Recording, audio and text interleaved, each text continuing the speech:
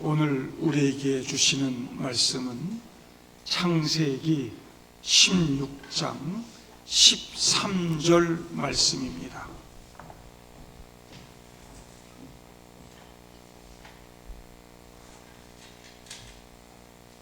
창세기 16장 13절 말씀 다 같이 함께 읽겠습니다. 하갈이 자기에게 이르신 여호와의 이름을 나를 살피시는 하나님이라 하였으니 이는 내가 어떻게 여기서 나를 살피시는 하나님을 배웠는고 함이라. 아멘. 우리는 이 땅을 살아가는 동안 많은 고통과 괴로움을 겪습니다. 우리 육신과 마음, 심지어 영적인 부분까지 고통을 겪죠. 나 자신의 죄 때문에 다른 사람이나 이 사회나 강자의 권력에 의해서 괴로움을 겪습니다. 다른 사람들이 잘 해주고 관계가 좋을 때는 평안합니다. 그러나 부당한 대우를 받고 관계가 깨어질 때는 고통이 시작되죠. 누군가에게 괴롭힘 당할 때는 참 견디기가 어렵습니다. 사람들은 늘 험담하고 조롱하고 배신하고 뒤통수도 치고 그러죠. 거짓말로 모함을 받을 때도 얼마나 많은지 모릅니다. 그러면 막 화가 치밀어 오르고요, 마음의 상처를 받고 몸과 마음이 황폐해지고 심지어 우울증에 걸리기도 합니다. 그러면 막 말로나 주먹으로나 법으로나 막 반격하고 싶을 때도 있죠. 상처받은 내 마음의 한 조각을 되돌려 주고 싶습니다. 그러면 전쟁이 일어나죠. 관계가 깨어지고 모든 것이 파괴될 가능성이 매우 큽니다. 이럴 때 힘과 권세가 없는 약자들은 더 살아갈 수가 없지요. 아무도 도와주는 이 없을 때, 세상에 아무도 없을 때 누가 나를 도와줄까요? 오늘 우리가 읽은 이야기는 아브라함과 사레가 하나님의 부르심을 받고 고향을 떠나온 지 10년이 지났을 때 이야기입니다. 아브라함 나이가 85세가 됐고 사레 나이는 75세였습니다. 아직 아브라함이 아브라함 되기 전이고 사레가 사라 되기 전입니다. 그런데 둘 사이에는 아직 하나님이 약속하신 자식이 없습니다. 하나님이 자식 약속만 해놓고 아무 일도 하지 않은 채 세월만 보내고 있으니 두 사람이 매우 답답했을 것입니다. 아브라함의 아내 사레도 남편으로부터 하나님께서 아이를 주시겠다고 약속하셨어, 이거 다 들었거든요. 그런데 10년이 지나도록 깜깜무소식입니다. 둘 다 나이는 먹어가고 더 이상 하나님의 약속을 기다릴 수가 없어요. 사레 생각 속에 조급함이 들어갑니다. 그래서 사라가 혼자 생각하는 거죠. 나는 점점 늙어가는데 하나님은 왜 아무 일도 안 하시는 거지? 아들 주셔야 될 거 아니야?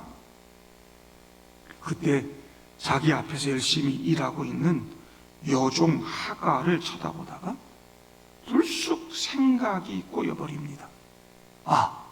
이럴 게 아니라 저 아이를 활용해야겠다. 그날 밤에 자기 남편 아브라함에게 막 눈을 반짝이면서 말합니다. 하나님은 나에게 아무 일도 하지 않으셨어요. 난 더 이상 기다릴 수가 없어요. 내가 보니까 저 몸종 중에 하갈이 아주 예쁘고 건강한데 그 아이를 통해서 아들 낳았으면 좋겠어요. 사례 생각에서 하나님이 지워졌습니다. 오직 하나님께 대한 불만, 원망 이런 것만 있는 거죠. 여호와께서 내 출산을 허락하지 아니하셨다. 여러분 2절 보면 허락하지 아니하셨다는 단어가 나오는데 히브리어로 아짜르란 단어예요. 애워싸고 막 억제하고 방해하고 폐쇄하고 보류하고 그런 뜻이에요. 근데 여러분 하나님이 허락하지 않으신다고요? 하나님의 속성에는 아예 없는 단어예요. 네? 하나님의 속성에는. 이제 한 10주간 정도 우리 누가복음 공부 끝나고 하나님 어떤 분인가 하나님의 속성에 대한 공부를 지금 석주째 지금 맞이했는데 하나님께는 없다니까요. 억제하고 방해하고 폐쇄하고 보류시키고 막아버리고 아들을 약속하신 하나님이 살해 태를 닫으시고 애워싸고 막 방해하고 막고 그러시겠습니까? 하나님은 언약이 신실하신 분입니다. 하나님이 열면 닫을 자가 없고 닫으면 열 자가 없다.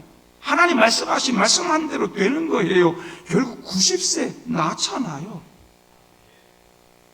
여러분 인간의 방식대로 하지 마세요.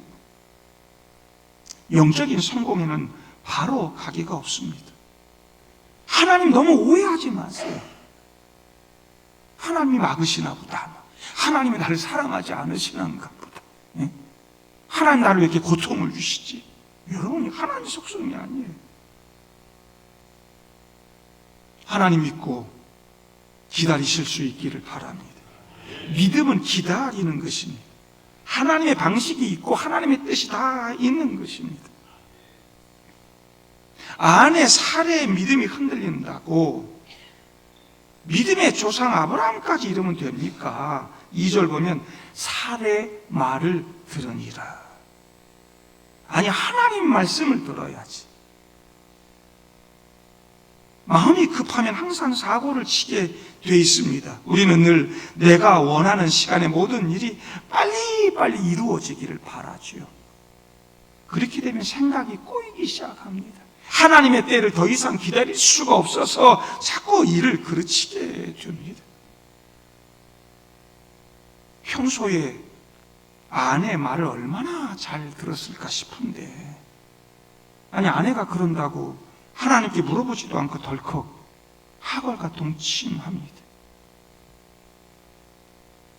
아브라함이 조급했어요. 하나님은 나에게 약속한 아들 안 주셨어. 그리고 아내 사례는 이제 75세가 됐어. 그래, 꼭 사례에 몸일 필요가 있나?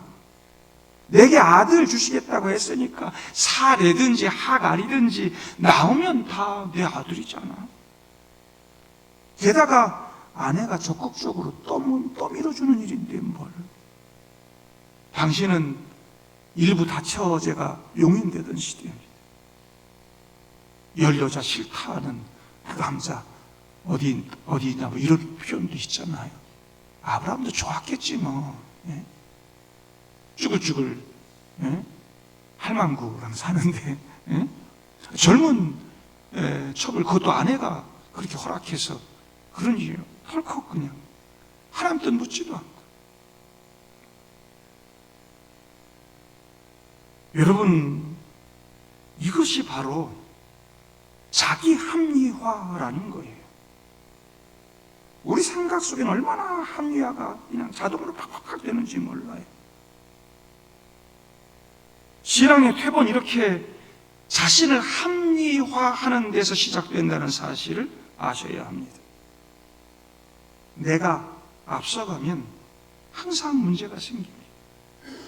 하나님은 우리가 연약해서 죄를 짓는 일과 알고서도 하나님 멸시하여 죄 짓는 것 정확하게 구별해내십니다. 사례 말을 들은 아브라함이 하갈과 동침했더니 하갈이 임신했습니다. 하갈이 임신하고 나니까 막 위세를 부리기 시작해요. 자기 주인을 멸시해요. 좀 겸손하게 서신했으면 좋았을 텐데요. 우리 옛날 시대를 담은 그런 어른들 드라마, 사극서부터 시작해서 불과 얼마 전에 이야기 드라마도 보면 그렇게 처먹고 첩이 자식 낳고 이러면 얼마나 위세를 떨고 그럽니까? 이러니까 살해 마음의 상처를 받아요. 남편에게 막 이럴 수 있냐고 막 따지고 그러죠. 그 정도쯤은 좀 예상하고 좀 너그러워야 했는데, 그러려면 왜 애초에 그런 일을 시작했는지 모르겠어요. 아브라함도 참 무책임합니다. 당신의 여종은 당신의 수중에 있으니 당신 눈에 좋은 대로 그에게 행하라. 자기 아들을 임신한 여인 아닙니까? 그러니까 막 사례가 하갈을 학대하기 시작합니다. 하갈이 더 이상 참을 수 없을 것 같았어요. 견딜 수가 없어요. 여기서 더 이상 버틸 수가 없어요. 이러다간 내 뱃속에 있는 아이도 잃어버리겠다. 너무나 두려웠어요. 하갈이 사례 앞에서 도망하였더라. 자기 아이를 가진 여인이 도망갔으니 아브라함도 얼마나 마음이 괴롭고 힘들었겠어요. 그 고대 사회는 시라고 하는 게 얼마나 중요한지 몰라요. 여러분, 창세기 주제가 시입니다. 시. 낳고 낳는 역사가 선이에요. 하나님 나라를 위해서 끊임없이 시를 만들고 낳고 낳는 역사를 통해서 하나님 나라 시작하고 확장해가는 이야기를 담아요. 그래서 우리 인간의 윤리적으로 맞지 않는 것도 하나님께서 용인하시고 받아들이는 경우도 창세기 많이 나오잖아요. 지금의 윤리로 보시면 성경이 잘 이해가 안 되죠. 지금은 일부일처제고, 이 하나님 나라 개념으로 매우 시가 중요했던 그런 시대. 고대 사회는 자식 없으면 살아갈 수 없는 시대. 근데 내 아이를 가진 여인이 여러분 도망갔다고. 열방부가 학대해가지고. 그러니 부부 관계도 얼마나 금이 갔겠어요. 얼마나 서로가 힘들었겠어요. 살해 문제는 조급함이었어요. 아브라함의 문제는 자기 합리화였어요.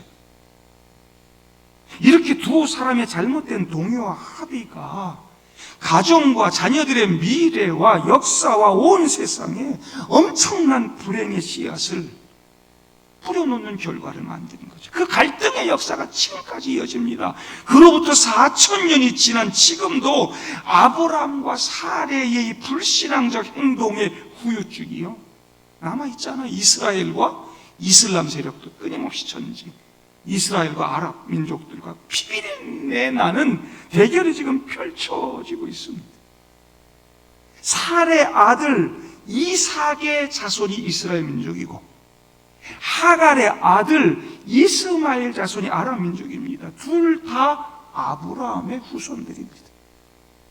근데 지금 씨를 날려버리겠다고 막 미사일 쏘고 서로 난리 나고 그런 중이 아닙니다.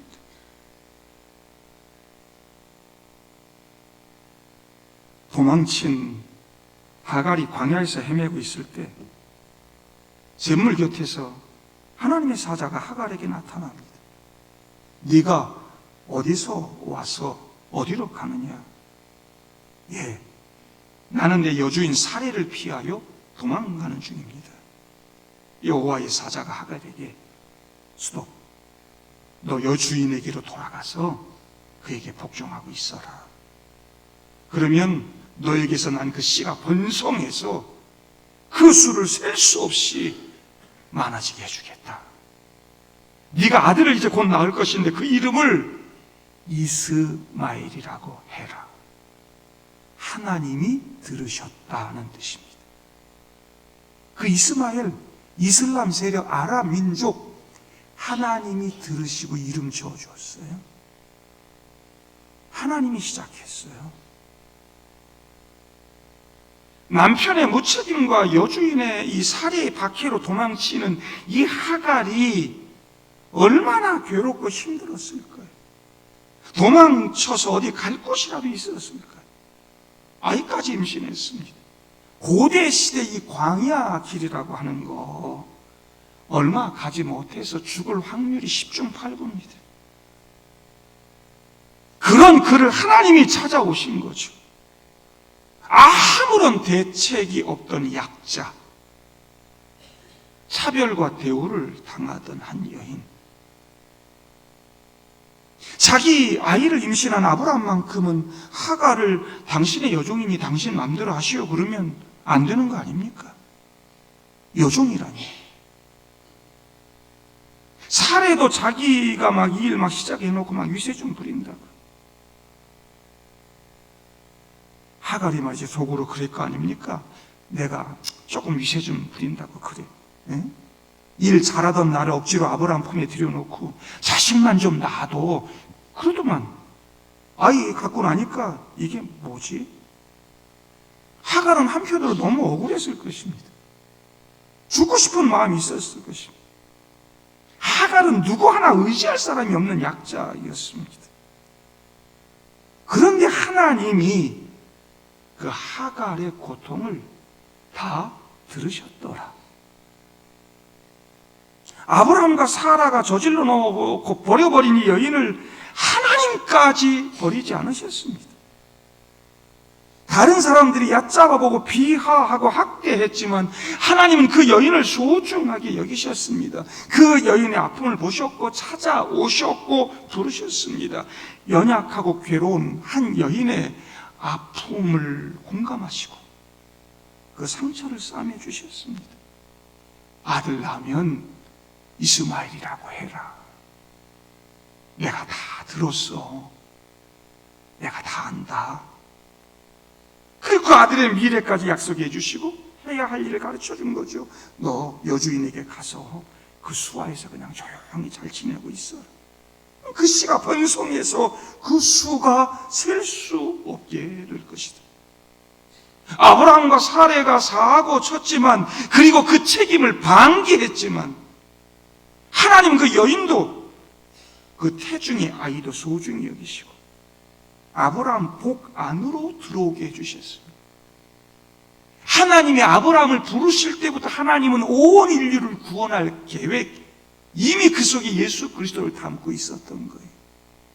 아브라함이 이미 하나님 선교의 시작이라, 복음 증거의 시작이라, 하나님 나라 역사의 시작이라. 여러분, 아브라함 죽었을 때 아브라함과 이스마엘이 함께 장례 치른다 아닙니까? 함께. 지금의 이 기독교 세계, 특별히 극우 기독교, 미국이나 한국이나 아브라함에만 눈이 꽂혀 있어. 사레, 이삭 여기만 눈이 꽂혀 있어. 하갈, 이스마엘은 적이야. 이슬람은 적이고 죽여야 되고 복음으로 정복하고 집 밟아야 되고. 여러분, 이삭과 에서 얘기에서도 마찬가지야. 야곱과 에서 이야기에서도 마찬가지.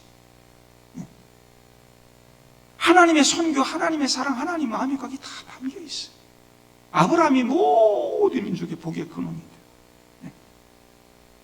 그래서 가서 그냥 뭐 유럽의 역사나 이런 거 보면 전부 가난 하나 쳐들어갈 때 꼭 선교사 하나 끌고 들어가서 거기서 복음 전하고 막 집 누르고 통제하면서 기독교 뭐 문화를 만들면 그게 복음한 줄 알고 가난하고 힘들고 고통받는 사람들 압제하고 이미 창세기에서도 그렇지 않다고요.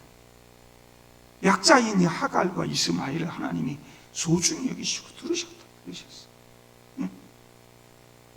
근데도 지금은 싹 쓸어버리겠다고 날마다 미사일 쏘아대고 막 날마다 죽이려 하고 그렇게 하잖아요. 물론 저쪽도 문제가 있지만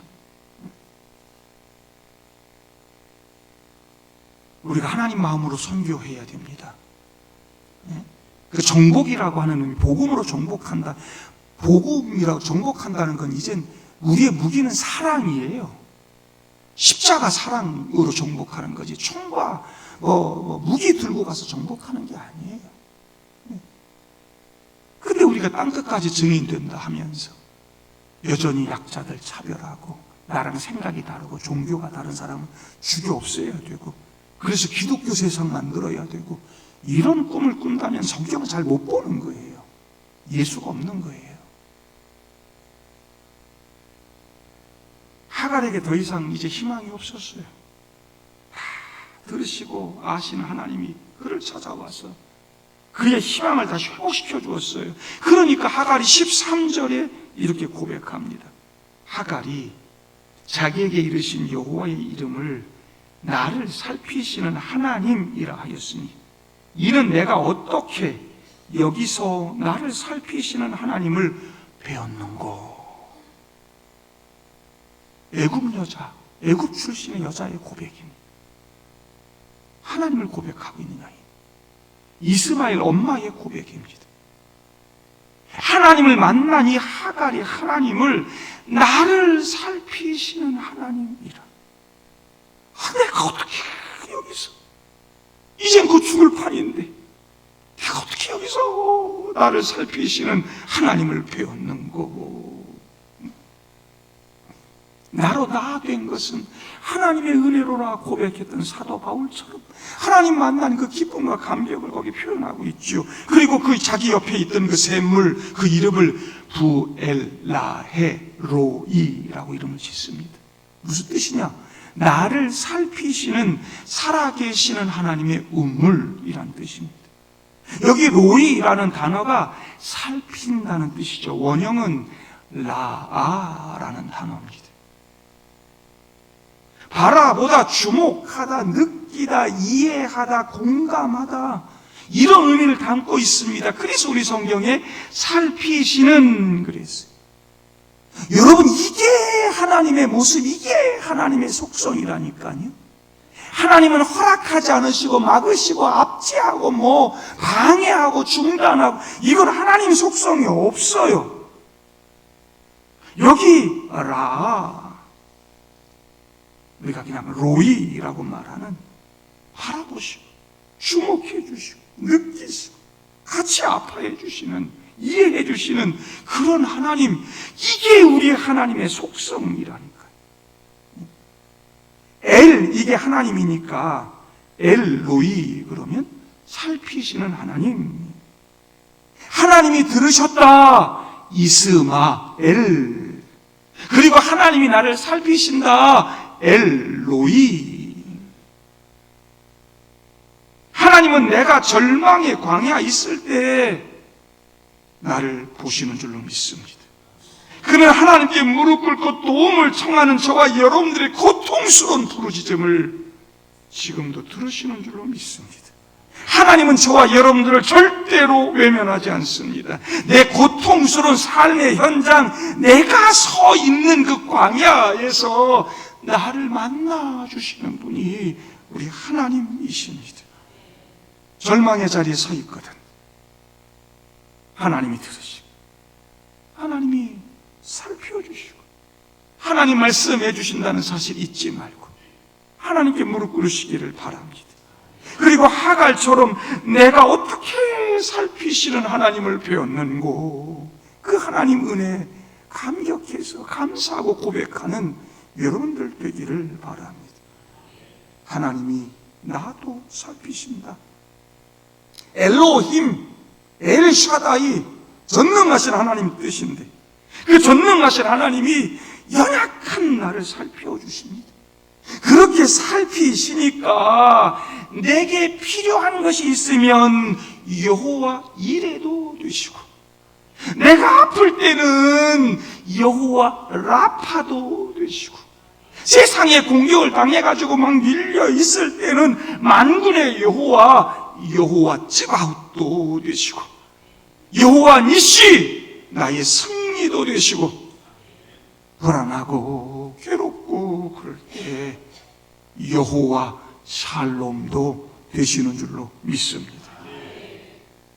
하나님이 우리의 마음과 형편 다 보시고 위로해 주시고 보호해 주세요. 성경은 언제나 우리 하나님이 신실하신 분이고 공의로우신 분이고 공평하신 분이라고 강조합니다. 내가 버림받은 사람처럼 잊혀졌다고 느껴질 때, 무가치한 사람으로 버림받거나 아무것도 아닌 것처럼 무시당할 때, 하나님 나를 살피시고 위로해 주시고 높여 주시고 든든하게 붙들어 주시고 도와주신다는 거 잊지 마시기를 바랍니다. 나는 혼자가 아니다. 나를 살피시는 하나님, 엘로이 하나님께서 내가 어디 있는지, 어떤 일 겪고 있는지 정확히 다 알고 계십니다. 여호와의 눈은 의인을 향하시고 그의 귀는 그들의 부르짖음에 기울이시는도다. 시편 기자가 고백했어요. 성도 여러분은 모두 하나님의 거룩한 목적을 위해 창조되었음을 믿으시기를 바랍니다. 여러분은 인간의 오류, 시행착오, 실수의 산물이 아닙니다. 심지어 하갈조차도 인간의 실수로 만들어진 건 아닙니다. 사실 제가 아브라함과 사례 지적을 했지만 다 하나님의 계획, 하나님의 경륜의 산물입니다. 여러분 모두가 특별합니다. 저와 여러분 삶이 다 하나님 앞에 똑같이 중요합니다. 이 땅의 약자들, 집안에서 아내가 너무 약자 아닙니까? 폭력을 행사하는 남편들 없습니까? 요즘은 좀 뒤바뀌는 일도 있긴 합니다만, 교회에서, 여러분 일터에서 내가 좀 권력심이 있다고, 내가 좀 가진 게 많다고 없는 사람, 가난한 사람, 약자들, 이런 사람들 무시하거나 차별하거나 그러진 않습니까? 장애가 좀 있다고, 가난한 나라에서 태어났다고, 얼굴이 좀 까맣다고 차별하고 그러진 않습니다. 하나님은 그들 모두를 살피신다. 내가 돈을 다 잃어버리고 빈 털터리가 됐어도, 그래서 막막한 삶을 살아갈 때도, 그리고 나는 왜 이렇게 아웃사이더로 살아갈 수밖에 없나? 난 날마다 경쟁에서 밀리고 잊혀지는 것 같아. 날마다 떨어져 또 떨어졌네.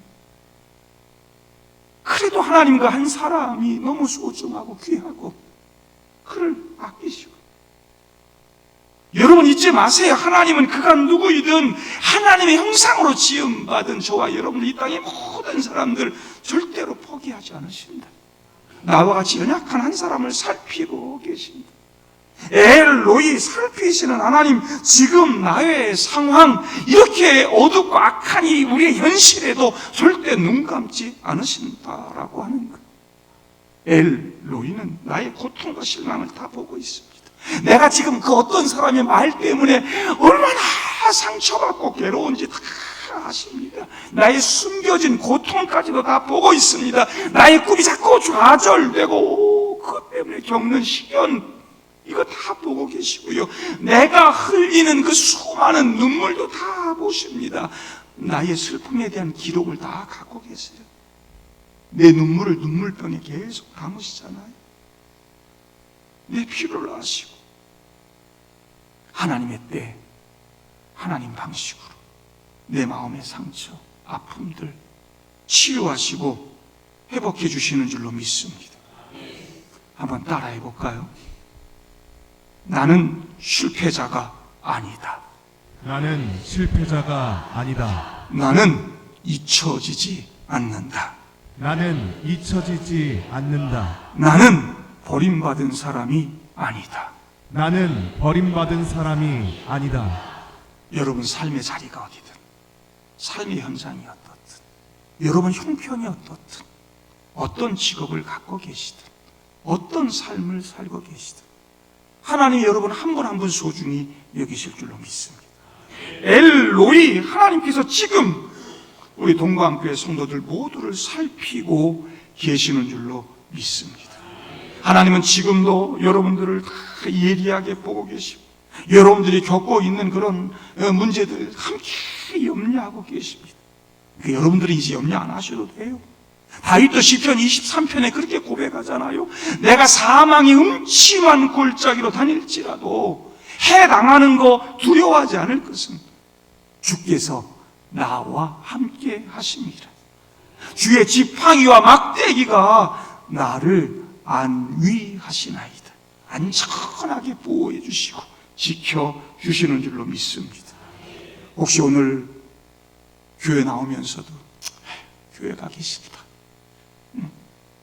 쉬고 싶다, 이런 마음 가지고 그냥 그 고통과 괴로움과 슬픔 그거 가지고 여전히 낭망하고 계시는 그런 분들은 없습니까?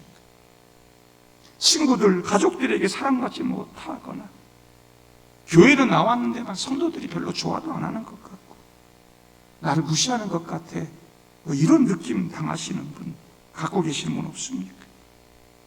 하나님께서 나를 포기하셨나? 왜 내 기도는 안 들어주시지? 난 미워하시나 봐. 이런 생각을 하시는 분들은 없습니까?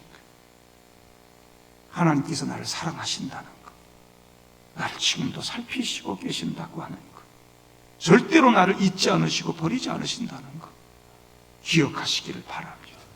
예수님께서도 우리 믿는 자들이 그런 어려움과 아픔을 겪을 거라는 거 다 내다보셨습니다. 그래서 하나님 아버지께 간절히 기도하잖아요. 이들을 보존해달라고, 지켜달라고, 보호해달라고, 제자들 지켜달라고.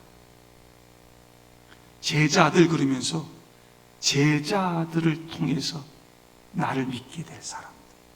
예수님이 이미 2000년 전에 저와 여러분들을 위해 기도하셨다는 거 아십니까? 저와 여러분들을 위해서도 기도하셨다니까요.